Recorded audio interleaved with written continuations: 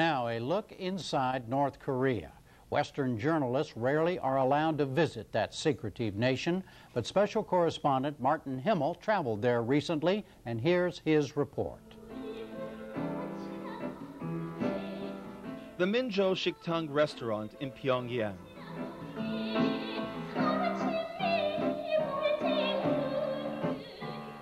South Koreans, Chinese, and other foreigners meet the privileged elite here.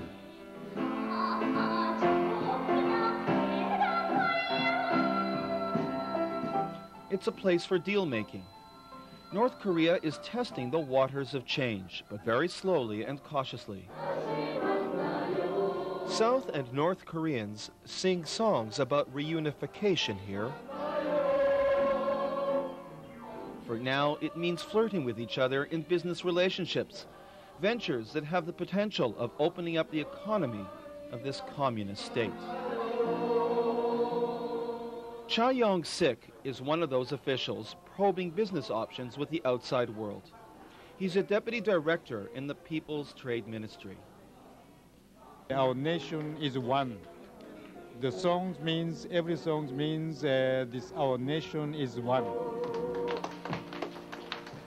This our people, our parents, our sister, you know, this our family.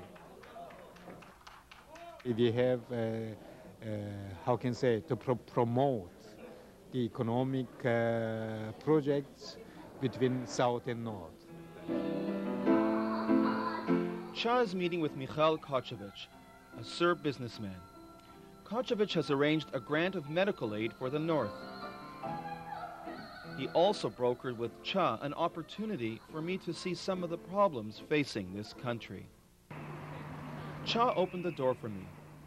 To go beyond the socialist symbolism so prevalent here as in this facade of North Korea, the monuments of communism, the quotes from the founding leader Kim Il-sung,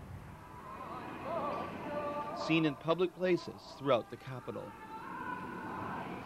While getting this closer glimpse of North Korea, we were always accompanied by government representatives, and taping was limited. This is Pyongyang Central Hospital.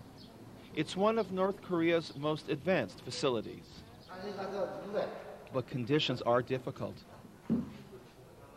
7 to 8 patients are sandwiched into beds which stretch wall to wall. There are acute shortages of essential medicines. Modern equipment taken for granted in Western hospitals are non-existent. In the ophthalmology department, there is no digital technology. Few, if any, computerized instruments. Resident doctors like Tung Tul Shol are always improvising.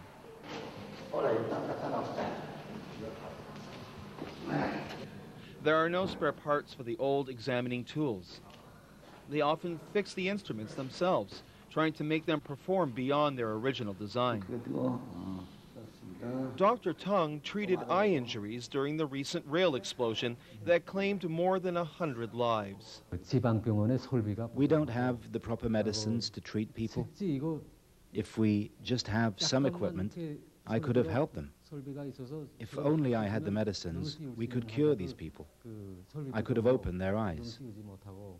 There is a need to treat 20,000 cataract patients a year in this hospital, but according to Dr. Tung, they can only help 5,000. There's even a shortage of sanitary gloves for operations. Doctors here blame the United States for a shortage of medicines and facilities. They claim American-sponsored sanctions, which were tightened because of the current nuclear crisis, are aggravating the medical problem. We are blocked in our dealings with other countries. We want to trade with Western and advanced countries. But we have a problem with the system and with sanctions. Experts cannot visit us, and we cannot visit them. Education is very important in Korea, just like in any other country. It's considered the future for its citizens. At Pyongyang Medium School, they face unusual challenges. In this chemistry class, there are no labs, no experiments, no computers for basic research. And if there were computers, the internet is banned in the country.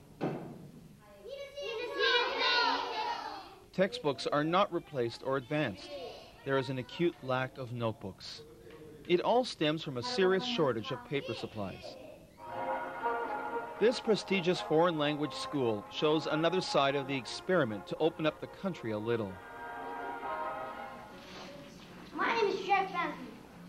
My name is Sandy. My name's Linda. My name is Sue. She's my mommy. And she's my wife. Students are encouraged to master English and other languages.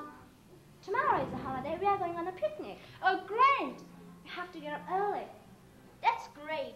But since they are barred from outside television, the internet, and unauthorized contact with the outside world, their English is literal, not conversational. I'm going to have a picnic in Italy. In Italy? It's very nice. The landscape in Italy is very beautiful indeed. That's very nice. On the one hand, North Korean officials say the country needs a new generation that can interact and trade with the outside world. Water is becoming water vapor. But at the same time, these students are limited by restrictions imposed on their contact with foreigners. Ma Gon-hai is one of the school's finest pupils. She would like to talk to foreign students to ease their concerns about her country. People feel afraid of things because they don't understand it. If they understand, well, understanding comes from seeing and experiencing.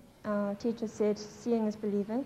If people come and spend some time with us and get to know our culture more better and get to know our people more better, they'll know that we can be very friendly. Then I would say that that would create relationships and like friendly relationships. All around, even a guided visitor can see why North Korean leaders are ready to try some economic experimentation. This is a poor country. A visitor sees very few private cars. The official stores have few quality goods. Pyongyang depends on old Russian electric generators, which cannot meet demand. At night, the city is unusually dark. Only the Juche Tower, commemorating the philosophy of Kim Il-sung, remains bright. We were only allowed to record pictures of the impoverished countryside from our vehicle. There are very few tractors to maintain rice fields. Labor is backbreaking. The highways have little or no traffic. After facing several years of starvation, the situation has improved somewhat. Foreign aid has made up much of the shortfall, but there is still a gap of 400,000 tons of grains. At the demilitarized zone, North and South Korean soldiers still face each other down. It hasn't changed in a half a century.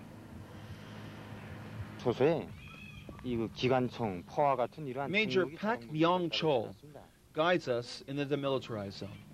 We were told not to ask him questions. That is the American post. That just paved the way for him to make a carefully crafted and approved political statement, reaffirming North Korea's self-prescribed need for a nuclear weapons defense. America's Bush strengthened his aggressive policy against us. He declared our state as part of the axis of terror. He intends to attack us with nuclear weapons. We do not hide the fact that we have our own nuclear deterrence. There is no war in the Korean Peninsula. There is still an armistice, because we have this power.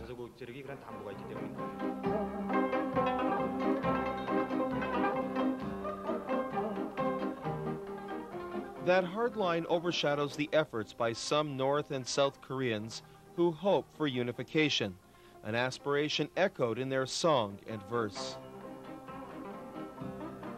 The North Korean government desperately needs the investment from the South, but it fears that if it opens the gates too quickly, that will undermine its power.